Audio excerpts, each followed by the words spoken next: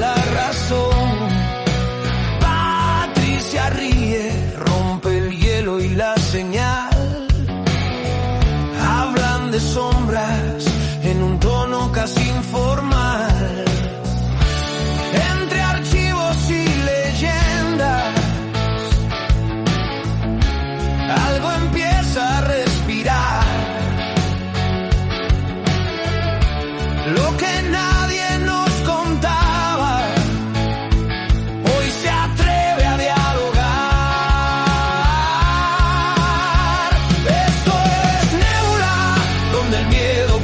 Historias donde el mito abre memorias, lo que callan los de arriba, aquí se atreve a hablar. Nebula, voz de niebla y de frontera, cada caso es una puerta, si te atreves a escuchar.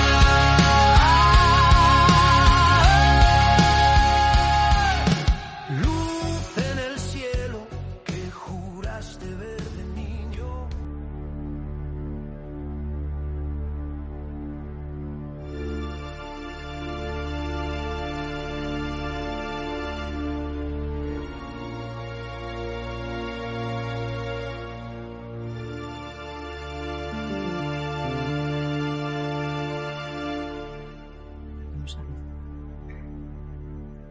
Bueno, ahora sí.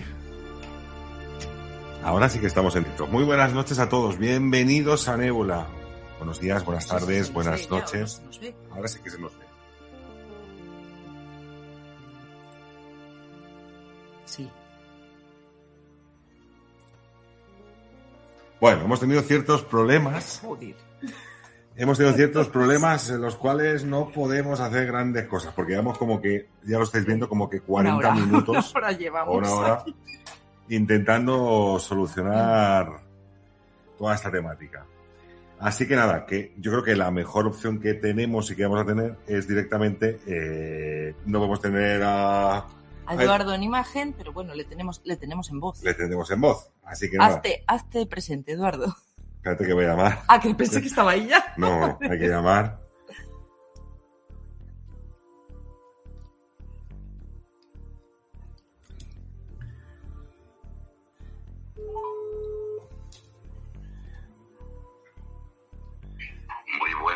Muy buenas, Eduardo. Bueno, al final hemos tenido que resolver a la vieja usanza una transmisión directamente así. La pena es que no te van a ver. No, la pena o la suerte para muchos. No, pero sí que es cierto que se estuvo intentando que se pudiera emitir como Dios manda, pero claro, al final las cosas del directo es como salen. Y yo creo que lo que sale es lo que tiene que salir, ni más ni menos.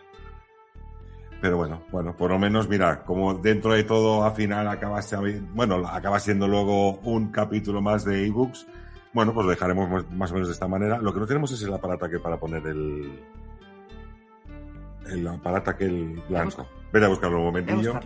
Y así ya acabamos de matizar todo. Bueno, Eduardo, está comentando la gente que hemos intentado de todas las maneras posibles intentar hacerlo, pero que no ha sido posible. Así que nada, que simplemente, pues oye, nos verán a nosotros en esa parte de Nebula. Fíjate que tenemos ahí el cartelón de Nebula, que tú ya lo has visto, Eduardo, que nos has preguntado por él y todo. Sí, me gustó mucho, además es muy chulo. Tengo ganas de hacerme uno, fíjate, ya quedé ahí con la envidia. Otro de los misterios, la envidia humana.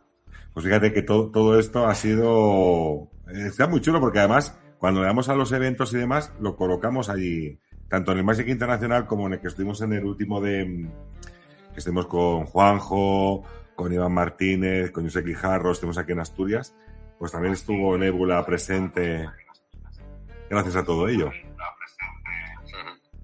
A ver, nosotros yo cuando vi el cartel te pregunté cómo lo habías hecho, porque me llamó mucho la atención, ¿no? Es un cartel muy bonito, además dice mucho del programa, ¿no? Es extraterrestre saliendo por tu lado derecho y el fantasmita por el otro. Ese fantasma por el otro, y después esos colores que a mí me parecen los colores, el color del mar, y bueno, el color yo creo que es el color del misterio, no el negro, como creen muchas personas, ¿no? Que lo relacionan con los lustros, con la muerte, con ese azul, es el azul de la niebla, que se aparece muchas veces, ¿no? Cuando vemos fantasmas, cuando vemos ciertas apariciones, que por cierto descubrimos su sitio hace muy poco, del que ya hablaremos, y del que espero que me invitéis al programa, porque tenemos cosas que contar, que vais a alucinar. Hombre, claro que te invitaremos. De hecho, ten en cuenta una cosa, que tú eres de las personas que más has repetido en Nébula. Fíjate que normalmente Nébula se caracteriza porque, a fin de cuentas, estamos Patri y yo aquí siempre haciendo estas historias nuestras y contando las historias, pero es verdad que tú eres la persona que más ha repetido. Eduardo tiene ya esto es como lo del hormiguero. Como lo del hormiguero. Tiene carne. Tenéis que dar la taza dorada. Tienes carne ya platino. Eso es. La taza dorada. Eso. Me queréis que dar. Mira, por aquí también está diciendo que la camiseta también está linda. Bueno, saludos a todos, a Crónicas de un Sereno, a Tente, a Chechu, a Geraldine, que la tienes cerquita, ¿verdad, Geraldine? Está ahí contigo. A Javi. Aquí, a mi lado. A nuestro Gaby. A nuestro Gaby también por aquí, o sea que bueno, vamos. Buenas noches. Buenas noches, Geraldine, Hola, ¿qué tal? Está aquí, está alejada de mí, pero a la vez cerca. Está a 2 palmos de mí. Bueno, y la taza también es cierto que tenemos. Mirad, no tenemos Dale, solamente. dice. Vamos a mostrar también una cosa. Dice Tente, dale mi taza. No, ¿cómo que dale mi taza? Esa es nuestra, majo. Que nos la has regalado tú. No, pero además fíjate que sí que quería mostrar a cámara. Vamos a mostrar a cámara las pulseras. Es que Raúl ha colocado la mesa y. Ya arreglado la mesa para el día de hoy, claro. Bueno, aquí tenemos. ¿La tienes tú puesta? La tengo yo puesta. La pulserita también de Nébula, ¿eh? O sea, nada más y nada menos que Tente tuvo el hecho a bien de fabricarnos. El merchandising, vamos, Sí, está sí. que vuela, ¿no? Pero el merchandising que no lo hacemos nosotros, o sea, que no lo hemos hecho nosotros. Podemos prometer y prometemos que no lo hemos hecho nosotros. La camiseta que llevo puesta sí, pero el resto de cosas no. Bueno, ¿qué tal los calores por Galicia? Que me has dicho que estás a 45 grados y que se deshacía el asfalto. 42 grados insoportables. Madre mía.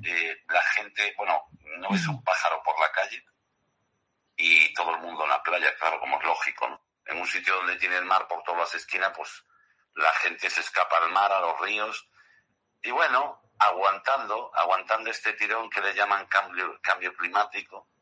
Y digo, le llaman cambio climático cuando sabemos que esto ocurre todos los años. En Galicia, aunque la gente no lo crea, todos los años 15 días del verano son así. Y le llaman cambio climático, no sé. De momento yo no me sorprende, ¿no? Me sorprendería que fuera noviembre, pero en esta época del año no.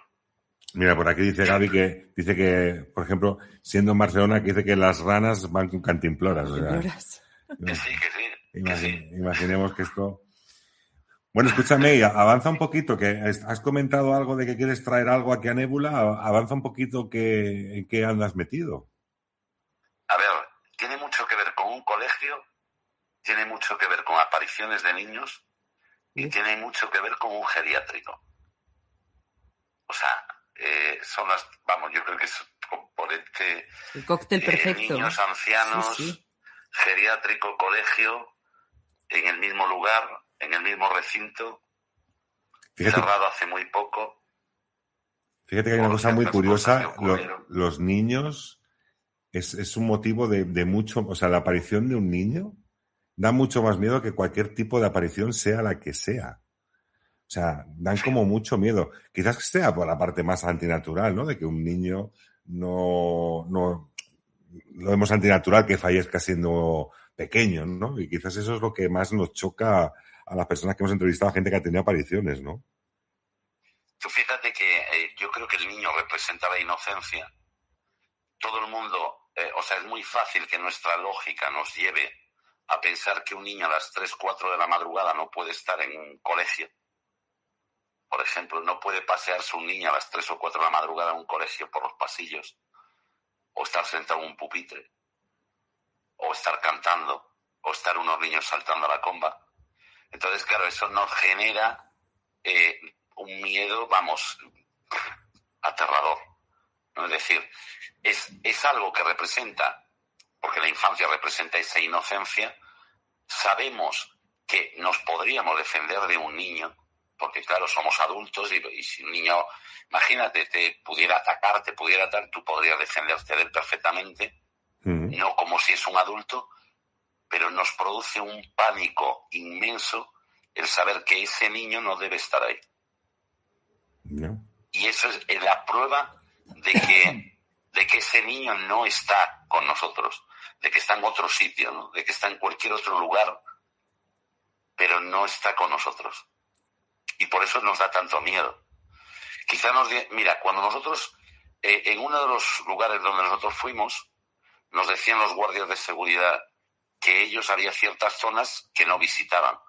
Decían, y no las visitamos porque tenemos compañeros que recibieron empujones, que escucharon voces, que se quedaron encerrados, que cuando iban caminando por los pasillos los llamaban. Y sin embargo no sentían tanto miedo como en este lugar de lo que os estoy hablando ahora, porque en este lugar, claro, ellos saben, en el otro pensaron mil cosas, ¿no? Porque nuestra racionalidad nos lleva a pensar, oye, pues a lo mejor es un señor, alguien que está bromeando con nosotros, ¿no? Alguien que se coló en el recinto. Pero cuando es un niño, sabes que ese niño tiene padres y que ese niño no va a salir a las 4 de la mañana a vacilarte. No, está claro. Entonces, eso sí nos produce, porque automáticamente nuestro cerebro lo traduce en paranormal. O sea, es algo que estamos viviendo que no está, no está a nuestro alcance. Da igual que tengamos un arma, que tengamos una porra, que tenga un spray pimienta, da igual lo que tenga, porque esto no debe estar aquí. Y sin embargo está.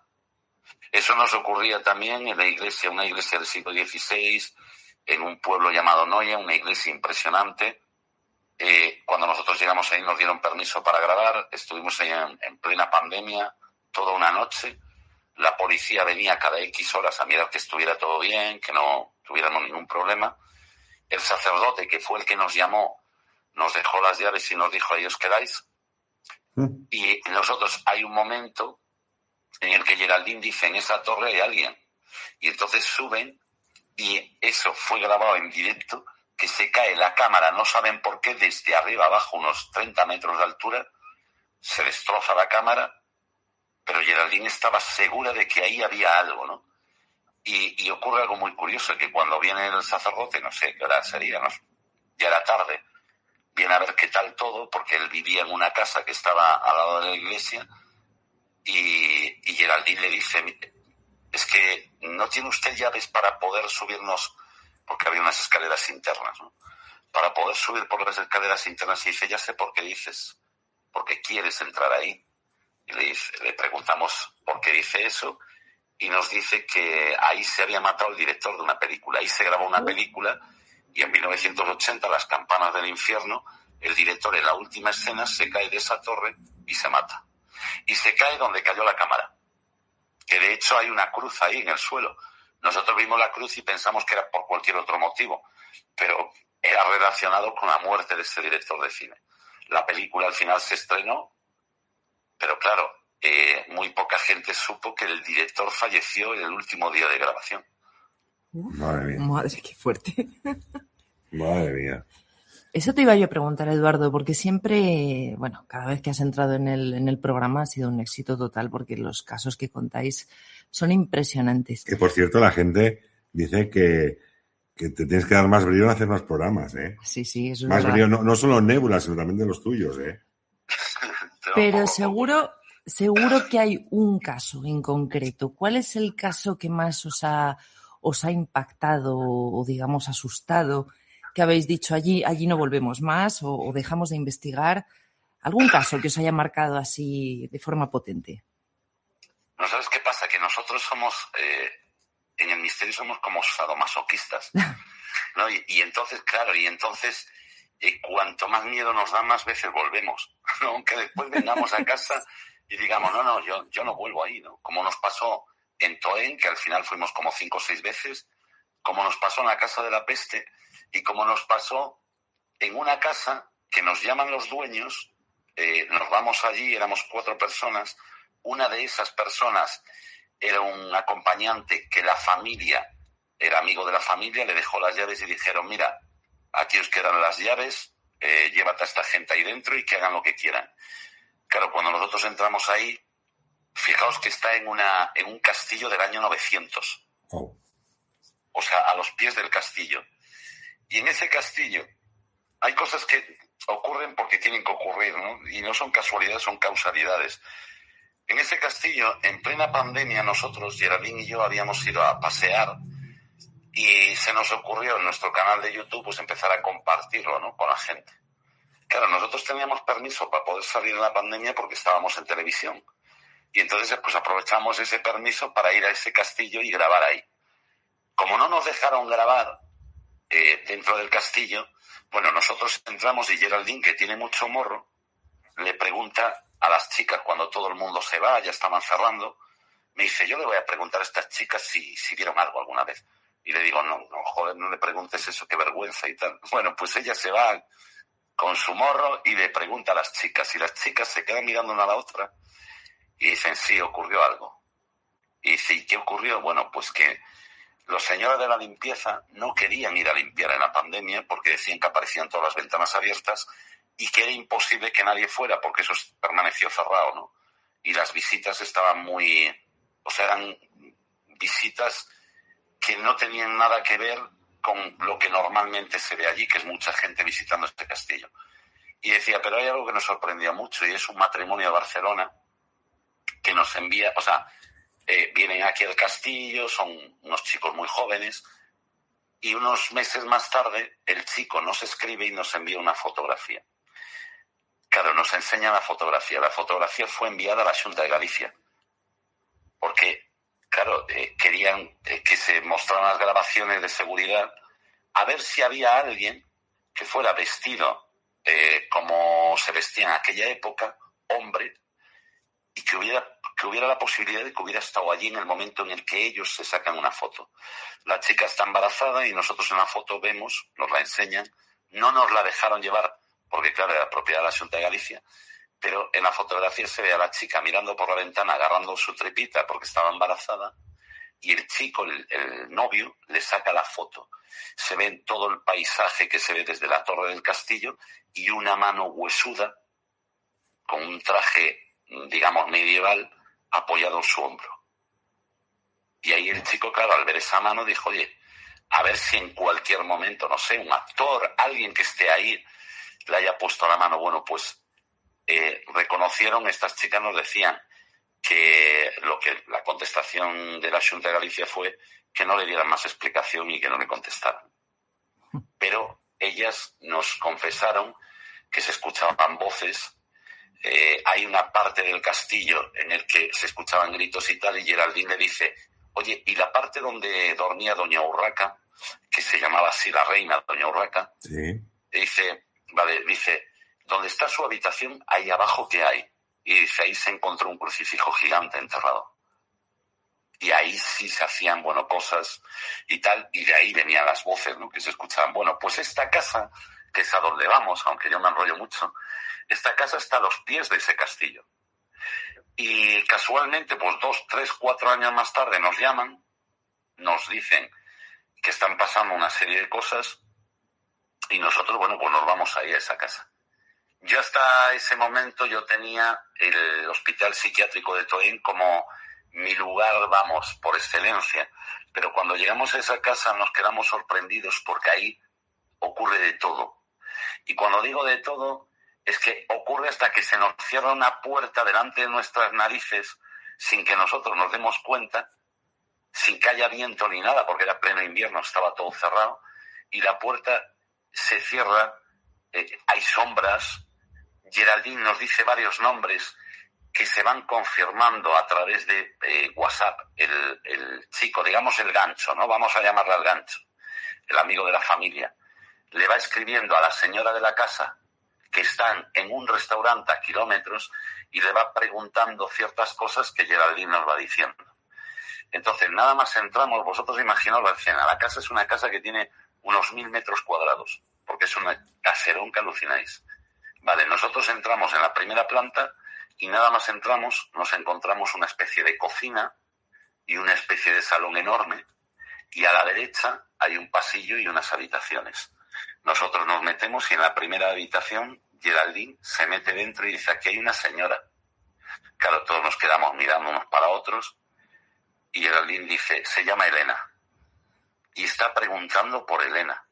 Pero qué raro, ¿no? Y Geraldine, bueno, es que teníais que verla trabajar. Geraldine empieza a hablar así ella sola, ¿no? Entonces este chico escribe a la familia y le dice: ¿quién es Elena? Y le contestan, yo lo estaba viendo, lo que le iban contestando porque él me lo iba enseñando. Y le contesta: Elena era mi suegra, dormía en la primera habitación a la derecha. Y dice: ¿y hay alguna otra Elena? Y le dice: sí, mi hija. Su hija fue la primera en ver una sombra y por eso ellos se ponen en contacto con nosotros. Porque cuando ellos van a vivir a esa casa, en esa casa habían vivido 25 años. La señora se queda viuda y se va a vivir a otra ciudad. 25 años más tarde la señora vuelve, ya bueno, con su nuevo marido, ¿no? Ya casada y todo, y es cuando se empiezan a ver esas sombras. La hija le dice: mamá, estaban limpiando la casa, ¿no? Para empezar a habitarla de nuevo, y le dice: mamá, es que estaba durmiendo y cuando fui al baño veo que pasa una sombra hacia la habitación de papá. Y claro, la señora dice: no, hombre, que eso no puede ser. Pero después se lo dice una amiga también que durmió en su casa. Y después su marido le dice lo mismo. Y después ella ve dos sombras que cruzan los pasillos. Bueno, pues ahí hay un momento en el que nosotros pensamos, bueno, pues no pasó nada mal, vale, Geraldine vio esto, venga, ya está. Nos vamos a ir. Nos vamos a una habitación, que es la habitación del fondo. Y es una habitación, la típica habitación que la gente tiene para guardar cosas. Y hay una mesita allí. Y había una puerta que estaba cerrada y llena de cajas, ¿no? De la mudanza, porque todavía estaban en mudanza. Y entonces, cuando va nuestro compañero a recoger la cámara, ve que la puerta está abierta. Y nosotros no la habíamos abierto. Porque de hecho la cámara está allí, pues todo el rato, ¿no? Enfocando esa habitación. ¿Por qué enfocamos esa habitación? Porque Geraldine nos había dicho, se quedó ella allí haciendo un pequeño aislamiento y fue grabando y diciendo cosas, ¿no? Y entre ellas decía que había un señor que se llamaba Antón, que estaba ahí y que pasaba mucho tiempo ahí, porque no podía salir de ahí, y que había muerto de algo al corazón. Cuando nuestro compañero, nosotros estábamos monitorizando todo desde la planta baja, esto ya era en la planta de arriba, en la segunda planta. Cuando nuestro compañero, escuchamos eso, ¿no? Porque lo estábamos monitorizando todo, el compañero, el amigo de la familia esta, le escribe y le dice: ¿quién es Antón? Y la señora le contesta: Antón era mi marido. Siempre pasaba mucho tiempo, desde que tuvo el accidente, pasaba mucho tiempo en la habitación del fondo porque le gustaba hacer marquetería y figuritas y cosas así. No podía salir porque estaba en una silla de ruedas. Y ahí fue donde se murió de un infarto. Entonces, claro, nosotros ahí entendimos que a lo mejor esa sombra que se miraba cruzar los pasillos pudiera ser él. Pero cuando se abre la puerta, claro, este chico, el compañero nuestro que se va a buscar la cámara, pega un grito y dice: hostia, pero que esta puerta, que no sé qué. Lo mostraremos en algún momento, en algún nébula, ¿vale? Toda la investigación, que es impresionante. El compañero empieza a gritar: subir, que es que esta puerta estaba cerrada con llave, que yo lo vi y además tenía cajas delante y tal. Bueno, tenía cajas hasta el techo. Cuando le preguntamos a la señora, dice que era el único acceso que este señor tenía hacia el baño de su habitación. Porque es una casa muy grande, entonces si el señor tenía que desplazarse por los pasillos hasta la entrada de la habitación, pues claro, le era tedioso. Y le abrieron una puerta directa desde ese cuartito que él tenía como tallercito, para que automáticamente pudiera acceder al baño sin tener que cruzar todo ese pasillo. Y claro, decía la señora, no, es imposible que esté abierta, que es que la cerramos con llave. Y decíamos nosotros, pues sí, estaba cerrada con llave, alucinar. Estaba el pasador de la puerta, pero la puerta se había abierto y el pasador seguía puesto.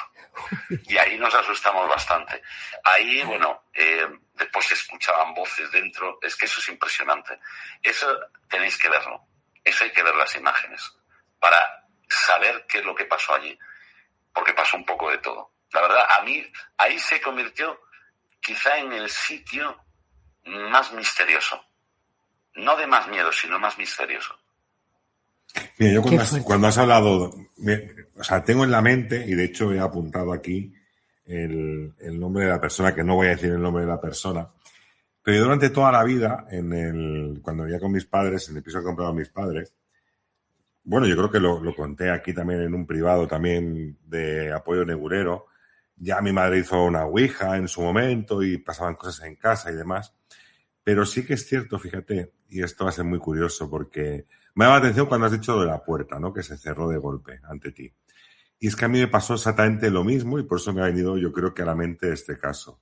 Y es sencillo de explicar. Yo vivía en un tercer piso, no voy a decir la dirección, evidentemente, y arriba mío, en el cuarto piso, solamente eran 4 pisos de altura y 4 pisos, es decir, un piso por planta.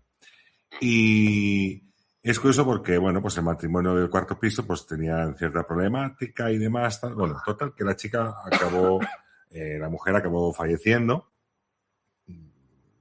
Yo creo que ella no quería en ningún caso, pero no puedo decir mucho porque tampoco hay pruebas ni cosas que... Pero bueno, es igual, acaba falleciendo joven, deja a 2 hijas, digamos, con su marido, con su marido, con el padre de las niñas. Y yo de pequeño, pues evidentemente jugaba mucho con ellas. Yo subía a su casa, ellas bajaban. Para que os hagáis una idea, la estructura, es decir, lo que es la vivienda, era completamente igual. Entonces era un pasillo muy alargado en el cual empezabas desde el recibidor, tenías la primera puerta que era una cocina, una ventana que daba a la galería, una primera puerta que era mi habitación y al final del pasillo tenías una puerta que era el baño y otra puerta que era la habitación de mis padres. Bueno, yo tengo que decir que muchas tardes, a eso de las 5 y pico de la tarde, llegábamos del colegio, los críos, evidentemente, y yo recuerdo estar en mi casa y escuchar a Raquel, que por cierto, por desgracia también ha fallecido. El cáncer se llevó a esta cría mucho más pequeña que yo. Y cuando llegaba ella tenía la manía de decir hola o buenas tardes y hola. Y curiosamente había una voz, cuando había fallecido su madre, que le contestaba. Entonces, estas niñas, bueno, pues supongo que a la casta le viene al galgo, ¿no? Estos temas siempre me han interesado desde siempre. Es cierto que ellas me comentan en alguna ocasión que viven cosas extrañas dentro de su propia casa, ¿no? Y bueno, pues aquello que me da un día por subir a este cuarto piso, que fíjate que cuando murió ya esta mujer prácticamente es verdad que ya no subía tanto, no sé por qué, pero ya no era, quizás no era lo mismo, ¿no?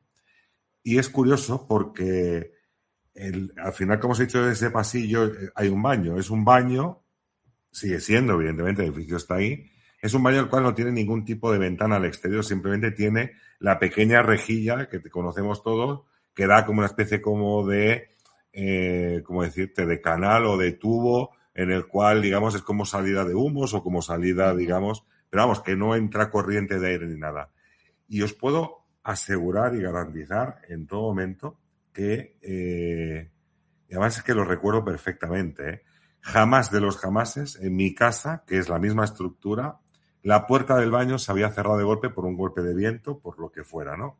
Algo que, evidentemente, se podía extrapolar, digamos, a algo en ámbito natural. En más de 25 años, evidentemente, eso nunca ocurrió allí. Y cuando yo subo, aquel día, empiezo a hablar en voz alta, empiezo incluso a decir el nombre de la persona fallecida. Y fíjate lo curioso, Eduardo, que cuando yo estoy en la puerta del baño, que es, digamos, la parte, como he dicho, sin ventana, una pequeña ventilación, sin ventana, en mi propia cara se me cierra la puerta con una mala hostia que yo jamás, tampoco, nunca llegué a entender, porque es cierto que la persona que había fallecido a mí me quería un montón, las cosas como son. Esto era como su niño también. Pero es curioso que después de los fenómenos que se venían dando en aquella casa, me acuerdo que subí un poco para ver qué es lo que pasaba, aquello armándose un poco de valor, aquel pasillo que tenía al menos, pues no te engañaré, a lo mejor 8 o 9 metros de largo, o sea, o más, hasta el final, y llegar hasta el final de forma oscura y que la puerta se me cierre en las narices. O sea, yo aquel día quedé un poco acongojado, hay que decir, porque lo que menos te esperas es que una puerta que jamás se ha movido un ápice por una corriente de viento se acabe cerrando de esa manera. Yo aquel día quedé aterrorizado, sí. Es que la gente no... Claro, tú cuando dices que una puerta se cierra, sí que es cierto que dices, bueno, pues puedes acometer, ¿no?, a ciertas corrientes de aire, un golpe de viento, todo lo que sea. Pero cuando tú conoces perfectamente la estructura del domicilio, de la casa, y se te cierra completamente en la cara y dices, esto no ha pasado en mi vida, en el piso de abajo, que es el tercero, este es el cuarto, y en el piso de abajo no ha pasado en mi vida, ¿cómo ocurre esto en el cuarto? Evidentemente, las niñas que iban conmigo, las crías, también se asustaron y pegaron un salto hacia atrás tremendo, porque jamás a ellas tampoco les había pasado que esa puerta se cerrara. Es decir, algo totalmente incomprensible, o por lo menos que si queremos buscar una explicación lógica o científica, pues está claro que eso no existe. Claro, es que ¿sabes qué pasa? Que yo creo que en el fenómeno, a ver, ¿qué posibilidades hay de que esto te ocurra a ti? ¿Qué posibilidades hay de que el testigo sea el protagonista de una de estas historias? ¿Por qué es el protagonista? ¿No? Serían las preguntas que deberíamos hacernos. Nosotros tenemos ido a sitios donde, por ejemplo, ¿no?, cuando estuvimos en Toen. Cuando estuvimos en Toen hay uno de los momentos en los que vamos a grabar. Estamos allí, bueno, se anticipa un equipo de la televisión de Galicia que nos llaman por teléfono y nos dicen que están viendo luces. ¿Qué hacemos ahí? ¿Que cómo llegamos tan rápido? Y decimos, no, si nos faltan 10 minutos para llegar. Bueno, cuando nosotros llegamos allí, ellos están bajando, corriendo, asustados. Eran 14 personas, o sea, no era una ni dos. Eran 14 personas porque aseguraban que allí había gente, ¿no? Hasta que tuvo que venir la Policía Nacional con nosotros para poder grabar nos convencimos de que allí no había absolutamente nadie. Pero es que eso nos pasó en un montón de sitios. Nosotros fuimos a una casa hace unos 3 años, más o menos, en la que, bueno, la habían encontrado unos moteros que se van a hacer una ruta y de repente, bueno, pues se paran porque tienen ganas de hacer pipí y se meten así por un camino y en medio de la nada, en un bosque, se encuentran una casa. Y en esa casa ven que la casa está habitable totalmente, pero con todo abierto. Bueno, nos lo dicen y tal, uno de los chicos nos escribe y nos dice, oye, mira, es que si encontramos esto y tal. Nosotros no sabíamos exactamente cuál era el punto o el lugar donde estaba la casa, sabíamos que era más o menos por esa zona. Llegamos allí, no sé, a las 11 de la noche y nos ponemos a buscar la casa. En ese momento yo estaba estrenando una grabadora con amplificador, que es impresionante, y yo iba con unos auriculares conectados a esa grabadora, grabando todo lo que era el ambiente, no de vídeo, sino de audio, mientras otros compañeros grababan el vídeo. Y yo escuchaba una serie de voces y yo reconocía que esas voces eran familias que vivían a, 500 metros de donde estábamos nosotros, porque escuchabas hasta los platos de la cocina, o sea, impresionante. Y hay un momento en el que estamos subiendo por un camino y Geraldine dice, estoy viendo gente que nos está adelantando, o sea, por el camino. Y nosotros decíamos, pues yo no vi a nadie, ¿no? Como es lógico. Decíamos, no vimos a nadie. Y decía ella, sí, es gente que está viniendo por aquí, mirad, la casa está por aquí. Entonces nos ponemos a seguir a Geraldine y hay un momento en el que yo escucho, a través de mis auriculares, escucho buenas noches, la voz de un hombre. Yo me giro y un compañero que viene, pues a lo mejor a 20 metros más atrás con una cámara, dice, ¿lo escuchasteis? Y digo, yo sí, porque entendí que era lo mismo que yo había escuchado. Y dice, alguien dijo buenas noches. Y digo, sí, porque él también estaba amplificando, porque estaba con la grabadora, ¿no?, y tenía los auriculares puestos. Pero bueno, no vimos a nadie. Total, que seguimos a Geraldine y damos con la casa. ¿Queréis saber lo que hay en medio de esa casa?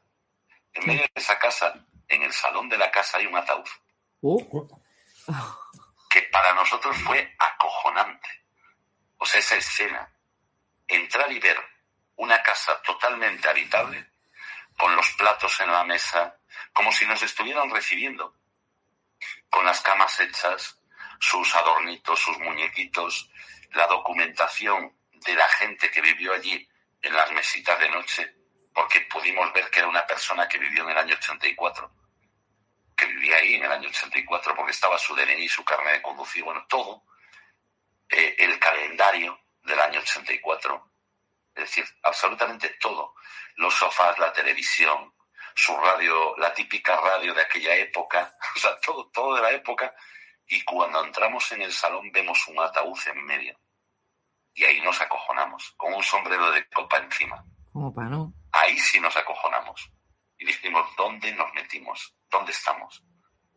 ¿No? Sí. Porque, Geraldine, bueno, aquí hay, en Galicia tiene una cosa, que es una tierra, bueno, que se dice que es de meigas y de todo esto, ¿no? Y la aparición de una sabandújar, que es un animal, es un batracio, es parecido a una salamandra, pero es negra totalmente y grande, se relaciona mucho con la brujería, con estas cosas, ¿no? Y fue lo primero que nos encontramos en las escaleras, que Geraldine quería salir corriendo, ¿no? Decía yo, vamos, yo me voy corriendo de aquí porque esto me da mucho miedo, ¿no? Pero bueno, al final se envalentonó y tal, y dice, venga, vamos por aquí, nos metimos. Esa casa, ahí realmente lo único que sentíamos, porque realmente no grabamos muchas cosas, aparte de ese saludo y de algún otro dato y tal, o los datos que nos dio Geraldine, nunca supimos de quién era esa casa. Y por qué estaba ahí en medio sin que nadie la habitara, porque la casa, yo os digo, o sea, no había humedad. Las ventanas están totalmente nuevas. O sea, una casa, digamos, de alguien, daba la sensación de que alguien había estado viviendo ahí, le había ocurrido algo y se había ido. Y daba la sensación de que se había ido hace unos días. ¿Sabes la sensación que me da a mí? Que fíjate que a lo mejor esa persona quería quedarse en su lugar, en esa casa, dentro de su propio ataúd, como su lugar de su último retiro. ¿Pero y nunca supisteis qué pasó con la gente que vivía en esa casa? No, ni siquiera los vecinos sabían lo que pasó en esa casa. Pues eso digo que es un mausoleo. Esa casa ponla como si fuera un mausoleo. En medio, ese féretro, y el hombre, si sabe que se está muriendo lo que sea, se pone a dormir ahí y se queda frito, o se suicida. También puede ser. Mira, Eduardo, Gaby te está preguntando que si crees más en las entidades que permanecen en la casa o en la impregnación pura y dura, vamos, y simple. O es una mezcla. O una mezcla de las dos. Yo creo que es una mezcla. Yo creo que el ser humano por naturaleza tiene arraigo a todo. O sea, nosotros nos agarramos a todo, hasta un bolígrafo. Tengo este bolígrafo y este bolígrafo que nadie me lo quite. Y si se me gasta, pues ya buscaré la manera de que pinte, ¿no? De que vuelva a escribir, de cambio el repuesto, lo que sea, porque estoy totalmente, no sé, enganchado a mi bolígrafo. Bueno, pues en este caso, cuando nosotros nos vamos, de alguna manera yo creo que seguimos en ese lugar. Yo soy de los que piensa, bueno, estoy totalmente convencido de que todo lo que nosotros vivimos ya lo vivimos. Yo creo que vivimos en un bucle, sin ser conscientes de que vivimos en un bucle. Es que no sabría explicarlo, pero sí entiendo eso por las experiencias que yo tuve y que yo tengo desde que nací casi. Yo creo que todo está, digamos que nosotros cuando empezamos a tomar decisiones, ¿no? Cuando tenemos ya una edad y empiezas a tomar tus propias decisiones, esas decisiones las elegimos porque ya las elegimos antes. Y por eso nos equivocamos tantas veces. Y por eso, si nosotros hacemos un repaso por nuestra vida, yo invito a todos los que nos están escuchando, nos están viendo, si ahora mismo hiciéramos un repaso por nuestra vida, ¿qué es lo que nos llevó a estar hoy aquí? ¿Estaba ya preparado esto? Y posiblemente os deis cuenta de que a lo mejor cuando tú eras niño, como es mi caso, yo voy a poner mi ejemplo, cuando yo soy niño, no sé, tendríamos unos 9 años o así, nos íbamos siempre a jugar a un sitio que era un bosque, y hay un momento, que es la primera vez que yo considero que vi algo extraño, en el que vemos a uno de nuestros amigos ahorcado. Salimos corriendo, pensamos que es todo una broma, porque era un tío que era un bromista de la hostia, y entonces decimos, este David es un cabrón, tío, qué susto nos diste, y de repente aparece él y dice, oye, pero aparece por otro lado, y dice, ¿qué pasa?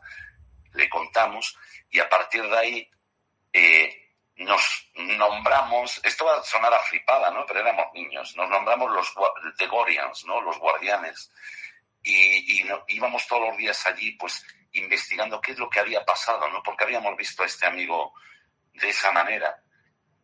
En el año 2021, este amigo, ya siendo adultos, desaparece y aparece, se había quitado la vida, desgraciadamente, en una casa que había allí abandonada. Estaba diciéndonos que eso iba a ocurrir 40 años más tarde. Madre mía. Uf, vaya experiencia. No lo sabemos. Y era David, era el mismo chico. Y de hecho, cuando su hermano se pone en contacto conmigo, su hermano está casado en Alemania, se pone en contacto conmigo y me dice, Edu, creo que está en el mismo sitio. Y digo, ¿yo dónde? Porque ya ni siquiera me acordaba, ¿no? Y me dice, ¿dónde nos pasó eso? Y entonces ahí se construyó una autovía, etcétera, etcétera. Y el hermano sospechaba de eso porque la última llamada que había realizado él a la familia para despedirse había sido en un punto kilométrico que está muy cerca del lugar donde nosotros vimos todo. Y ahí, se fue al día siguiente, porque se estuvo 3 días buscándolo, y al día siguiente se llega allí y se encuentra el cadáver de él, ¿no? Entonces, claro, de alguna forma nos estaba diciendo lo que le iba a pasar. Pero ¿quién nos lo estaba diciendo? ¿Él? ¿O qué era lo que nos lo estaba diciendo? Eso no lo vamos a saber. O ya estábamos viendo algo que ya habíamos visto. Bueno, aquí también estarían las premoniciones, ¿no? Aquella gente que, ante catástrofes que han ocurrido, que evidentemente no han acudido porque han tenido un sueño o han tenido una visión de algo que ocurría pues en un barco, en un avión, en un viaje, y de esa forma han salvado la vida y para luego poder contar de que tuvieron esa sensación. Pero fíjate que a la pregunta que hacía Gaby, yo cuando ha hecho la pregunta Gaby de la impregnación o si es que están ahí realmente, he recordado muy rápido el camping de los Alfaques, tan investigado por mí en este sentido, ¿no? Y es cierto que hay en el camping de los Alfaques te ves que tienes las dos vertientes. ¿Dos vertientes a qué me refiero? Tienes la teoría de la impregnación, es decir, la impregnación de cómo queda aquello, es decir, toda persona que pasa por aquella nacional ve una fotografía del pasado. Gente apostada en los arcenes, gente cruzando, gente en los alrededores de lo que sería el camping de los Alfaques, pero que no tienen movimiento alguno. Simplemente es como si fuera una postal del pasado. Gente con bañadores antiguos, gente con niños con cubitos, como se dice. Niños del cubo. Los niños del cubo, als nens del Poalet, que le dicen allí.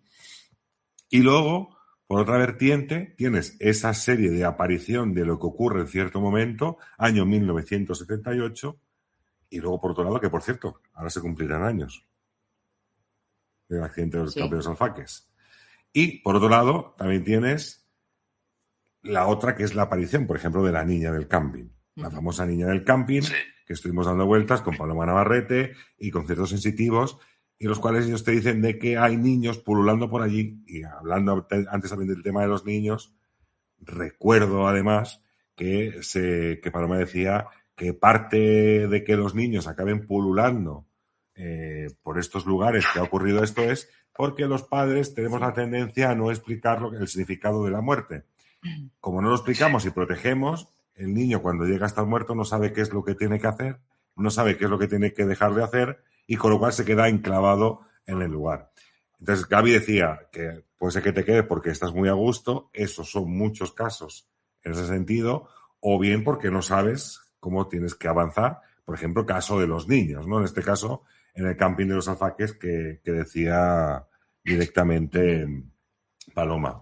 Pero has abierto un melón muy bueno, con el tema de las premoniciones y con ese amigo tuyo que, por desgracia, pues oye... Claro, pero fíjate, hay otro caso que además es un caso que me tocó muy de cerca, de una persona a la que yo quería mucho, ¿no? Y que, era un señor ya de 92 años, creo que tenía ya, sí, de 92 años. Bueno, este señor que un día se levanta al baño por la noche Y cuando va a la cama le dice a la mujer que se había visto en el espejo, pero que no era él. O sea, que era él, pero que no era él. Y que se estaba saludando. Y que se estaba moviendo de una manera diferente a la que él se estaba moviendo. Entonces, claro, cuando a mí me lo cuentan, cuando a mí me lo dicen, yo automáticamente se lo comento a Geraldine, ¿no? Y decimos, va a fallecer. Porque nos dimos cuenta, ¿no? De que era algo que no era normal. Y además era una persona que no creía en estas cosas. Es decir, muchas veces hablaba con él y me decía, ¿qué va, hombre? Eso no existe, hombre. O sea, no creía en estas cosas. Pero esto le ocurre y unos días más tarde lo ingresan en un hospital y se muere. Y ahí nos dimos cuenta de que de alguna manera lo que él, o sea, él mismo sabía venir a buscar, ¿no? De alguna forma él había venido a despedirse de él mismo. Y eso también es algo de lo que muy poco se habla, pero que ocurre en muchas ocasiones, ¿no? Están las premoniciones y después están cuando tú mismo te vienes a advertir de algo que te va a ocurrir. O a tus alrededores. Y eso lo vemos a través de los sueños también. O a tu entorno. Yo he escuchado también apariciones de personas que están vivas unos días previos y que después resulta que acaban falleciendo, pero que han visto, como decirte, como un espíritu directamente a esa persona que venía a despedirse. O incluso personas en estado de coma, en estado comatoso, a punto de fallecer, que también, o sea, siguen con vida en el hospital y al mismo tiempo se acaban apareciendo directamente en otros lugares. Claro. Hay casos, o sea... Eso yo recuerdo de mi abuelo. Mi abuelo, yo tengo una historia muy potente que, mira, y esto es real tal y como lo cuento, que además incluso cogí rebote con mi familia porque mi abuelo estaba ingresado, estaba en estado de coma prácticamente, prácticamente esperando el momento del óbito, ¿no? Del fallecimiento. Y es cierto que durante una noche me llamaba bastante, es decir, utilizaba mi nombre. Incluso la propia enfermera decía que quién era Raúl, ¿no? Porque preguntaba mucho, o por lo menos escuchaba mucho a mi abuelo decir el nombre de Raúl. Es curioso porque, yo creo que es la primera vez que lo cuento esto, pero bueno, a ti no. Es curioso porque, y digo, mi abuelo estaba vivo todavía, yo estoy, no podría deciros como una especie, no sé si hay que decirlo como sueño o no sueño, porque yo realmente miro hacia la abertura de la puerta de meditación y yo veía a mi abuelo pasar por delante de la puerta. Es decir, como os he dicho, estaba mi puerta, el baño y la puerta de mis padres. Entonces es como que mi abuelo iba de mi habitación a la habitación de mis padres. Iba y volvía. Y entre medias de todo esto, yo hablaba con él, evidentemente. Claro, aquí hay un momento en el cual yo ya no recuerdo nada, yo en el cual quedo en sueño profundo y no me entero de nada. Sí que recuerdo como si hubiera habido como una especie como de sueño. Pero claro, a los pocos años, que no en ese mismo momento, se me cuenta evidentemente lo de mi abuelo que me está llamando en ese estado comatoso, en ese estado prácticamente a punto de fallecer. Y lo curioso de todo esto es que mis padres me comentan que esa noche, en la cual yo tengo esa especie como de sueño, mi padre, acojonado, perdido, escucha mi voz y la voz de otra persona como si yo estuviera dialogando con otra persona, que no era yo. O era yo haciendo poniendo otra voz, evidentemente en un sueño, ¿no? Y entonces, lo curioso de todo esto es que nosotros teníamos un loro que por las noches, evidentemente, lo metíamos dentro de lo que sería el comedor para que no se enfriara, para que no cogiera por las noches frío. Y entonces ese loro estaba acostumbradísimo a encender luces, porque mi padre se levantaba, trabajaba en el metro, trabajaba a las 4 o 5 de la mañana, y mi padre, en el momento que escucha esas voces, coge un poco de valor, enciende la luz del pasillo y el loro en ese momento se ve que se volvió completamente loco. Y eso es porque se asustaría por algo, pero os puedo garantizar que ese loro estaba más que acostumbrado a encender y apagar las luces y no se asustaba con nada. O estaría también soñando el loro también, o algo. Pero yo os garantizo que eso también me pasó directamente, en este caso en mi casa y con mi abuelo. Además, Los mensajes eran prácticamente todos positivos. Yo le veía en un estado de salud perfecto, es decir, físicamente como si no tuviera ningún tipo de enfermedad. Y lo único que venía diciendo prácticamente era, dile a todos que estoy bien, que no se preocupen, que estoy bien. Y todavía él estaba vivo, fíjate, ¿eh? Quizás tardaría un día o 2 días más en morir, poco tiempo después. Pero digamos que vino como a despedirse de alguna forma y a darme esos mensajes que yo pudiera dárselos directamente a la familia. Claro, ¿te planteaste alguna vez qué es estar vivo y estar muerto? ¿Quién te dice a ti que tú no estás muerto? Tú fíjate, yo cuando en el 2021, el 5 de mayo, a mí me operan y yo vivo una experiencia cercana a la muerte. De hecho, está en un libro escrito con Raymond Moody, con Ben Alexander, etcétera, etcétera, porque me pidieron que escribiera uno de los capítulos con mi historia. Yo escribo mi historia y yo ahí planteo un poco si realmente yo ese día no me quedé en esa camilla o en esa mesa de operaciones. Porque mi vida cambió totalmente. Y cambió totalmente, o sea, radicalmente. Cambió no sé si para mejor o para peor. Pero desde luego no es la misma persona que se acostó aquel día en aquella camilla asustado porque lo iban a operar de algo grave. Y a partir de ahí, pues mi perspectiva de la muerte y la vida cambia totalmente. No cambia a lo mejor como dicen que ves el túnel. Yo no vi ningún túnel, yo no vi esas cosas, ¿no? Pero sí que es cierto que a partir de ahí yo me voy dando cuenta de que todo está de alguna forma estructurado para que el resultado sea el que es, ese resultado matemático. Y entonces recuerdo hace unos años, unos cuantos años, ya a lo mejor 15 años, aproximadamente, sí, es que pasa el tiempo muy rápido. Pero yo estoy haciendo un programa en la radio, en Radio TUI, y yo estoy hablando, o sea, se me ocurre, esa noche había tenido un sueño y se me ocurre hablar de ese sueño en directo. Nosotros hacíamos el programa en directo de 12 de la noche a 3 de la madrugada, los viernes. Y entonces cuento cómo en ese sueño yo me despierto y veo un avión estrellado en un sitio nevado y que veo un montón de cadáveres. Y sé que conozco a alguien de los que están allí. Eso está por ahí, por iVoox, en algún lado, está puesto. Bueno, en ese accidente que ocurre al día siguiente de yo contarlo, es decir, creo que fue el viernes, pues el sábado o el domingo ocurre este accidente. En ese accidente iba un español, bueno, la familia de un español, que desgraciadamente falleció ahí y que nosotros conocemos. No voy a decir quién, pero que nosotros conocemos. Y fue él el que me escribió y me dijo cómo lo sabía. Yo no conocía a esta persona, ahora la conozco, pero por aquel entonces no la conocía.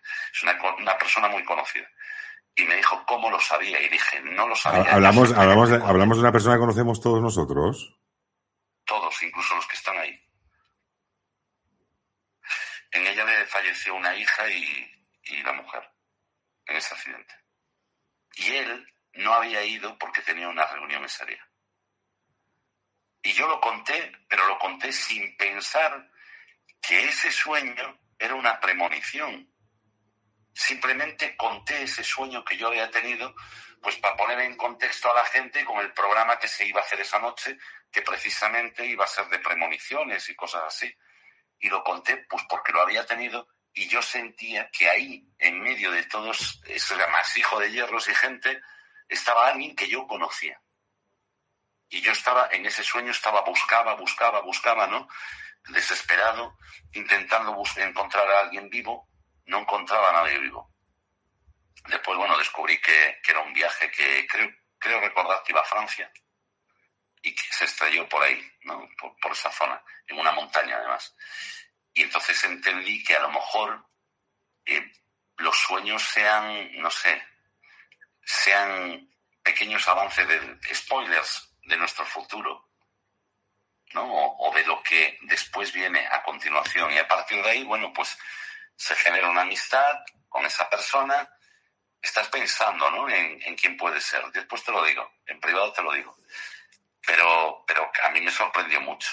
Y en esta operación, todo lo que yo vi, no podía haberlo visto. O sea, no podía yo no podía saber lo que estaba ocurriendo fuera, ni los de fuera sabían lo que estaba ocurriendo dentro. Y hay un momento que yo no soy testigo, pero Geraldine está sentada en una sala de espera con mi hermana y Geraldine sale corriendo porque le dice a mi hermana que me acaba de ver. Vosotros pensar que cuando a mí me meten en el quirófano me dicen que es una operación de unas 2 horas y media, 3 horas máximo. Yo me he hecho 11 horas en el quirófano porque hubo unas complicaciones muy graves y entonces yo me he hecho ya 11 horas. Pero claro, Geraldine, imaginaos a las 2 horas o así, de repente me ve en el pasillo que le hago unos gestos como diciéndole ven conmigo. Y ella se levanta, empieza a llorar y a decirle a mi hermana que me pasó algo porque cómo estoy ahí en el pasillo vestido. Si yo entré o sea, ya para operarme, ¿no? Ellas me acompañaron hasta la puerta del quirófano. Entonces, claro, cuando esto ocurre, después de muchas horas, yo me despierto, empiezo a llorar y a decirle a mi hermana que había visto a mi padre, que había visto a mi abuela, que había visto al padre de Geraldine, que había muerto una semana antes de mi operación, que había visto al abuelo de mi hijo, que había muerto, y que me estaban diciendo que el universo era, o sea, con los gestos que ellos hacían, me estaban diciendo que todo estaba muy ordenado en el universo y que nada pasaba por tontería, ¿no? Que todo pasaba porque tenía que pasar y porque así estaba escrito para cada uno de nosotros. Pues mira, voy a reenganchar una cosa con lo que estás diciendo. Sí. Mira, porque además tengo apuntado ahora mismo que, por ejemplo, ese tipo de advertencias o premoniciones son fallos en el destino que el destino debe corregir con las premoniciones. Posiblemente. Entonces fíjate que, a ver, pueden ser... es que yo estoy seguro de que vivimos en algo programado. Todo esto está programado. Ya, pero si fuera programado, pero está... Ahí da el error, es decir, por ejemplo, ¿no? Si a mí yo tengo un sueño premonitorio y digo, no cojo el coche porque voy a tener un accidente. No cojo el coche y el accidente ocurre. Es porque yo no debería haber muerto en ese lugar, por decirte algo, pero si a mí no se me avisa con antelación, o sea, ¿el aviso está predicho dentro del destino o el destino se comete un error y hay que avisar a la persona para que no ocurra? No, el aviso, nosotros estamos recibiendo avisos constantemente. Cuando tú fíjate de algo, ¿no? Nosotros somos, digamos, la máquina perfecta. El ser humano es la máquina perfecta. El ser humano tiene un montón de capacidades que todavía no descubrimos y no descubriremos en la vida. Cuando tú tienes, a lo largo del día, tú tienes muchas posibilidades de tener un accidente, pero a la vez, o sea, las mismas posibilidades de tenerlo son las posibilidades de no tenerlo. Nosotros recibimos avisos constantemente. Lo que pasa es que a nosotros nos puede nuestra, no sé si llama ego, no quiero llamarlo ego, no sé cómo llamarlo, pero que nos puede la toma de decisiones por nuestra parte. Entonces, cuando nosotros, y esto lo vemos en la vida cotidiana, a lo mejor quieres montar un negocio y tú mismo sabes que eso posiblemente fracase, pero lo montas por tus huevos. ¿No? O sea, porque sí, dices, pues yo lo voy a hacer porque no sé qué, y lo haces y al final fracasas. Vale, no significa que no estés recibiendo advertencias, estás viéndolo constantemente. Nosotros estamos viendo constantemente, por ejemplo, en las redes sociales cómo nos manipulan y sin embargo seguimos en las redes sociales y haciendo caso a todo lo que vemos, a todo lo que escuchamos. Si aquel dice que aquí está pasando no sé qué, pues nosotros nos lo creemos porque lo dijo tal. Y ya está.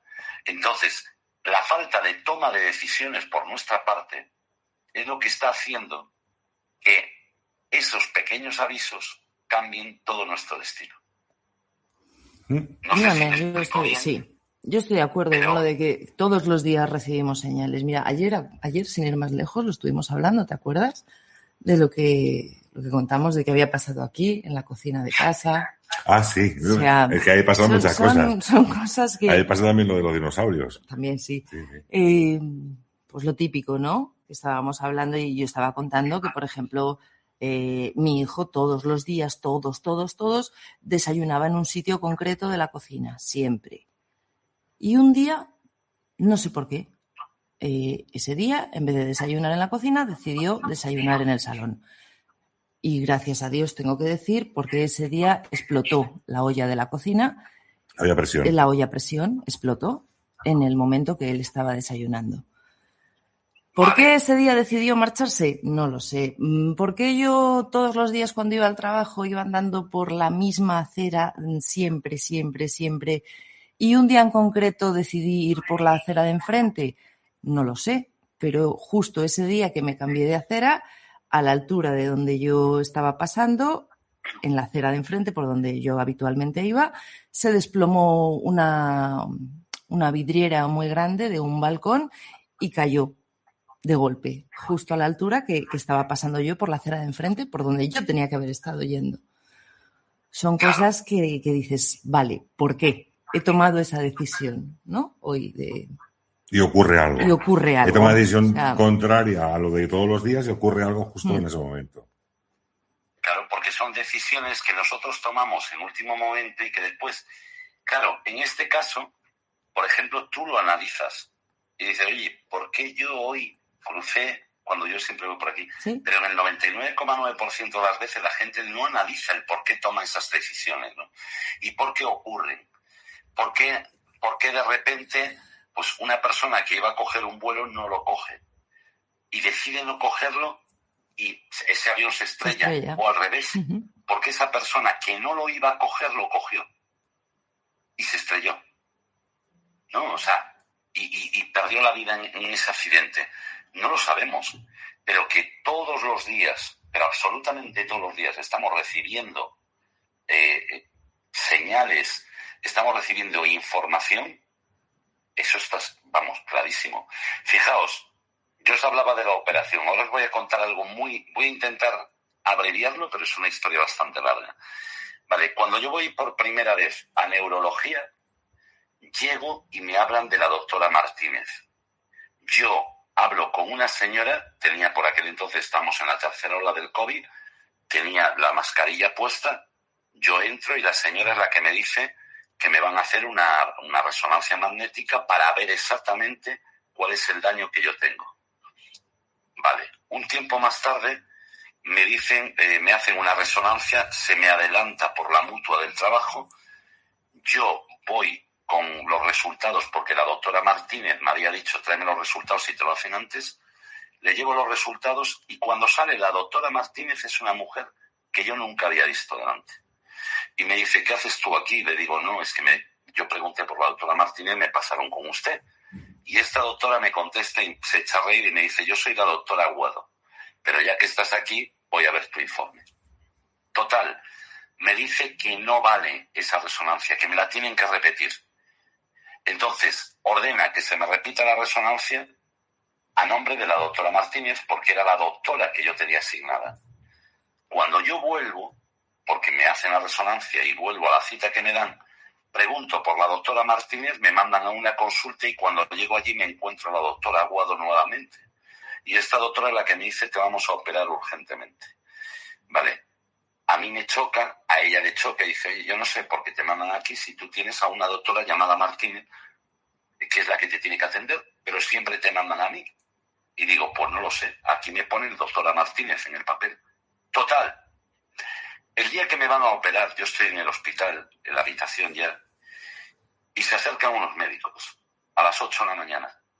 Y me dicen, buenos días, Eduardo, somos el equipo que te va a operar, queríamos presentarnos, explicarte un poquito lo que vamos a hacer, ¿vale? Y tal, y yo digo, vale. Y me dice, bueno, pues yo soy la doctora Martínez. Yo en ese momento digo, hostia, la famosa doctora Martínez que solo vi una vez en mi vida. Y bueno, la cosa queda así. Me operan y cuando yo vuelvo, después de que me hubieran dado el alta, vuelvo a neurología para que me echen un vistazo a los puntos y todo esto, a neurocirugía, la doctora, o sea, el doctor que está, que ya no está la doctora, le digo, buenos días, pensé que iba a estar la doctora Martínez. El doctor no me dice nada, se pone a hablar conmigo, me ausculta, etcétera, y yo le digo, bueno, doctor, ya que no veo a la doctora Martínez, quería que le diera las gracias de mi parte. Y me dice, ¿la doctora Martínez? Digo, sí. Y dice, tu operación fue la última que hizo. Entonces, ya no existía la doctora Martínez. Y es algo que a mí me quedó muy grabado, porque fue un cúmulo de causalidades que me llevaron a descubrir que esa doctora, la operación que había hecho conmigo había sido su última operación. Y eso me da a entender que quizá tuviese que ocurrir todo de esa manera para que todo se diera. Yo recuerdo que en esa visión que yo tengo, las personas que yo veo, los seres queridos que yo veo, mueven varios objetos, ¿no? Los lanzan al aire y se mueven y los objetos van como flotando, como cuando vemos a los astronautas, ¿no? en el espacio, y se va formando todo y se va reorganizando y al final se va quedando todo colocado en su orden, en el quirófano. Yo no podía estar viendo un quirófano, pero yo estaba viendo perfectamente el quirófano. Yo estaba viendo todo lo que estaban haciendo, lo que hablaban, lo que decían. Lo estaba viendo todo. Cuando yo me despierto, cuando ¿Qué sensación reacciono... ¿Qué sensación tenías, Eduardo?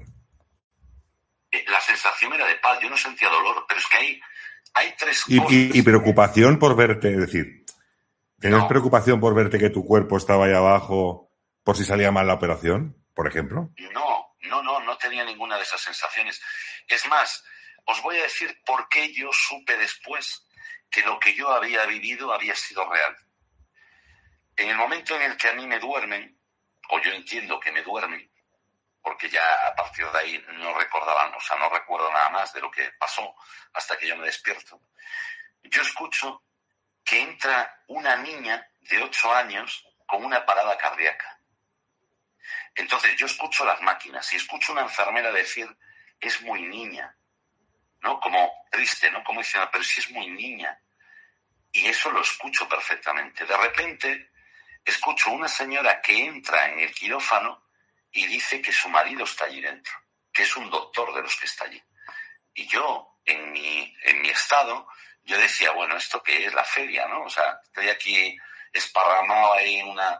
Porque claro, yo en ese momento tenía conciencia. Yo decía, joder, estoy aquí tirado en una camilla y está entrando una señora a preguntar por su marido, pero ¿esto qué es, no? Y de repente escucho a un hombre que se está asfixiando y escucho cómo intentan reanimarlo y cómo dicen su nombre. Y eso a mí me impacta mucho, porque escucho incluso los medicamentos que le ponen, bueno, todo el rollo, ¿no? Como los médicos, a ver, gritando y todo, ¿no? Las enfermeras o lo que fuera que estaba allí, que yo no lo podía ver. Vale, pero cuando yo le estoy contando a Geraldine y a mi hermana, después de salir de la operación, de reanimación, etcétera, vamos por los pasillos, estoy emocionado, le estoy contando todo. Y le digo, y había un señor llamado Salvador que se muere asfixiado. Ahora vamos a pensar una cosa, vamos a hacer aquí un punto, o sea, un paréntesis. Yo estoy en la planta de neurología. Cuando a mí me operan, me pasan a la planta de neurocirugía. Entonces ya me voy para otra habitación, no me voy para la misma. Ya estoy operado y me pasan a otra habitación. Estamos en la tercera ola de la pandemia, cuando no dejaban quedar familiares, no podía haber gente por el pasillo, etcétera, etcétera. Y entonces yo estoy en la habitación, todavía me están acomodando, poniendo en la cama, etcétera. Yo estoy solo en la habitación y de repente estoy hablando y contándole todo a Geraldine y a mi hermana. A Geraldine le pido una libreta y un bolígrafo y empiezo a escribir toda mi experiencia como podía, claro, pues estaba muy anestesiado. Le empiezo a contar, o sea, a escribir todos los detalles porque no me quería olvidar de ninguno. Y yo les digo a ellas que había un señor llamado Salvador que se muere asfixiado.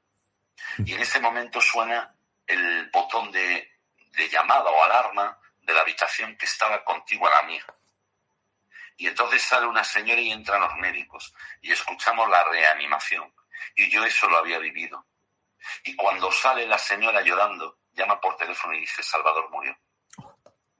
Entonces yo ahí es cuando yo le digo a Geraldine, claro, Geraldine y mi hermana se quedan flipando, porque yo le había dicho el nombre y le había dicho de que muriera. Y claro, se quedan flipando y ahí es cuando yo me doy cuenta de que lo que yo había vivido había ocurrido y que estaba ocurriendo en ese momento. Y que lo que yo había vivido, no sé si era una pequeña avanzadilla de lo que iba a vivir minutos después o horas después, porque no, claro, yo no sé en qué momento viví eso, porque yo estaba anestesiado, ¿no? No sé en qué momento lo viví, pero sí, cuando lo conté minutos después ocurrió.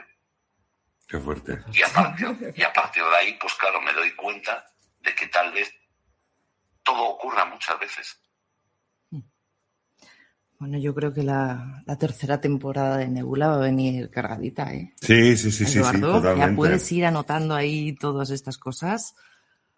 Porque... Bueno, mira, hay una cosa que nosotros no íbamos nunca a predecir, cabe decirlo, y es el resultado que está obteniendo Nebula en redes, en la gente que nos sigue, gente que nos apoya, que desde aquí mando un fuerte besazo a todos, de verdad, porque... Y los apoyos nebuleros, es que encima cada día también crecen los apoyos nebuleros, cada día, no podemos decir, cada vez que publicamos algo, no, es que cada día crece todo esto. No, y no podemos, de verdad, y creo que era Chechu el otro día que decía que os hacemos partícipes de todo esto, pero es que Nebula sin vosotros no existiría, o sea, estaríamos aquí hablando a la nada, ¿verdad?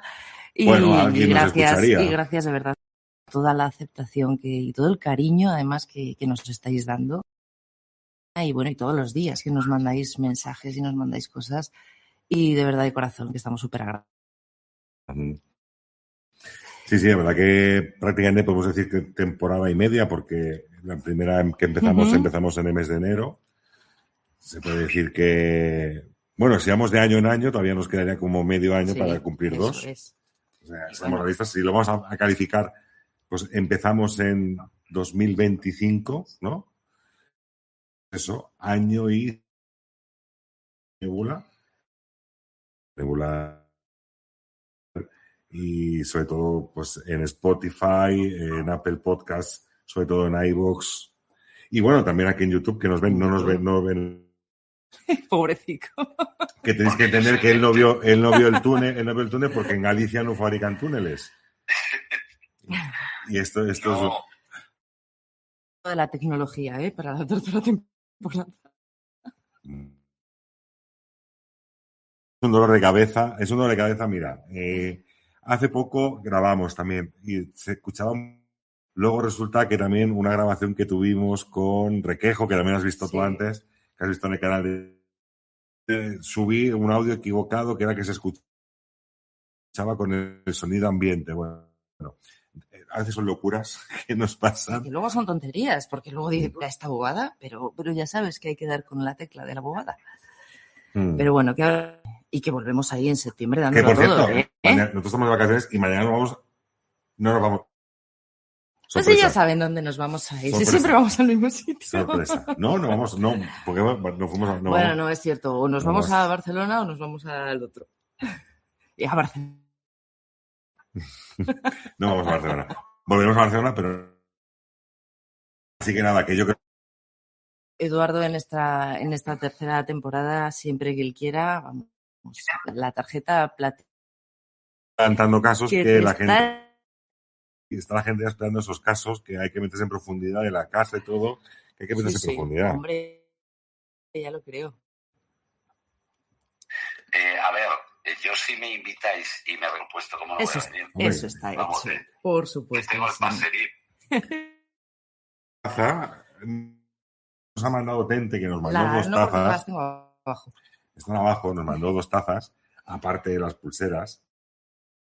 Pero bueno, que tenemos taza e incluso camiseta, también se puede conseguir camiseta. Que además yo sé que por aquí Gaby, Javi, que por cierto Gaby y Javi no habéis mandado la foto con la camiseta nueva, sí, no nos la habéis con mandado, el logotipo nuevo, así que esperamos vuestra fotografía también, Pero nada, desde aquí, pues eso, queremos despedir un poco pues esta aventura que tenemos este año y medio prácticamente de Nebula, que mejor acompañados en este caso que Eduardo, que como hemos dicho al principio, es que nos ha visitado en más ocasiones y que nos visitará más a menudo. Porque la gente así lo solicita, Eduardo. Sí. Tienes una voz gallega profunda de las meigas.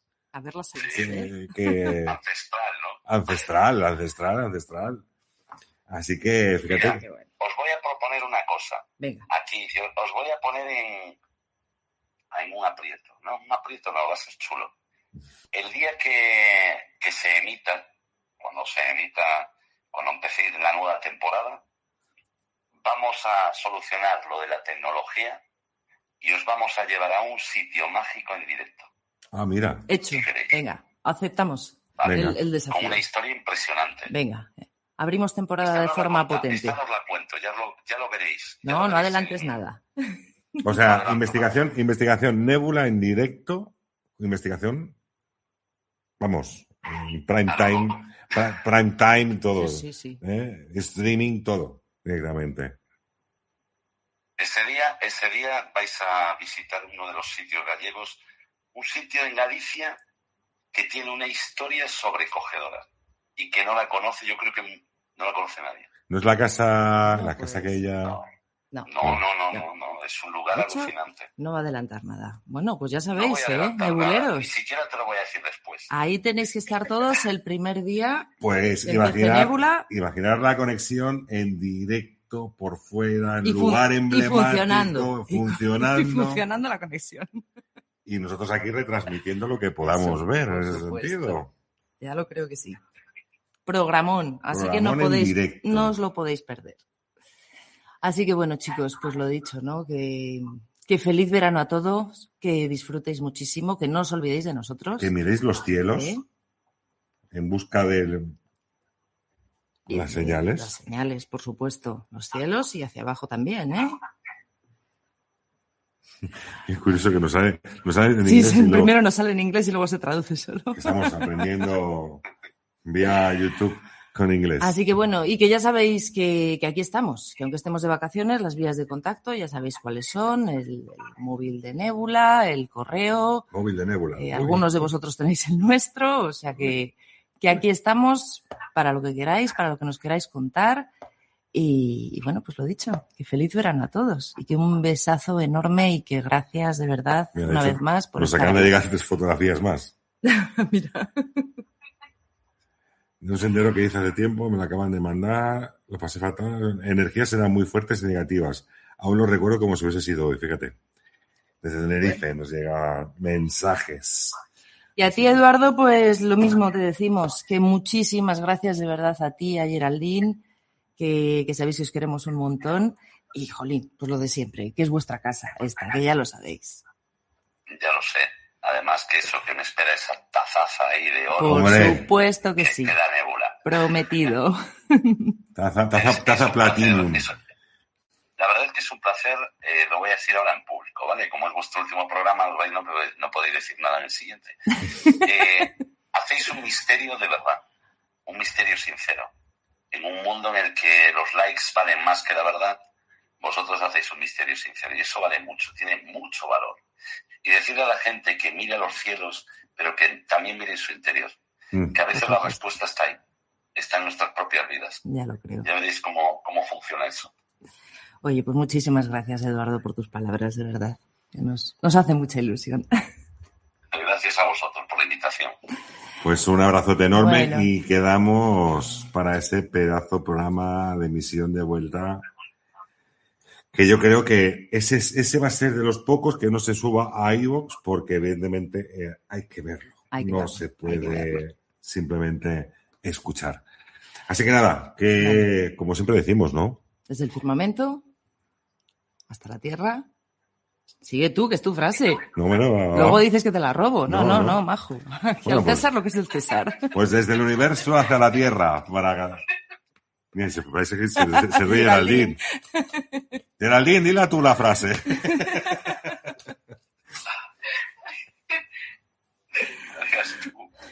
Geraldine está para allá, está riéndose, pero está para allá. Bueno, venga, pues eso. Chicos, que un beso enorme a todos, que muchísimas gracias. Y como siempre decimos, desde el universo hacia la tierra para narrar y escuchar esos misterios que tanto nos gustan y tanto nos apasionan. Muy buenas noches y felices vacaciones a todos.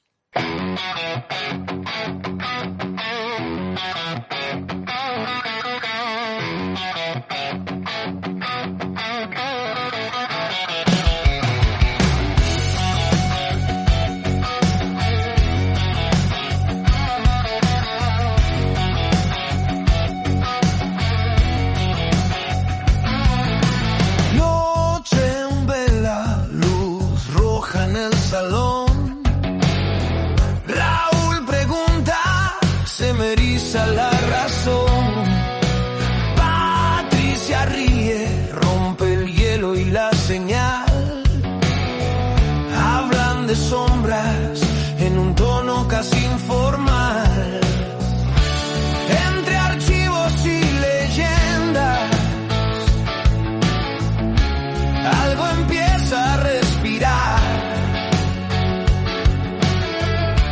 lo que nadie nos contaba, hoy se atreve a dialogar. Esto es Nébula, donde el miedo cuenta historias.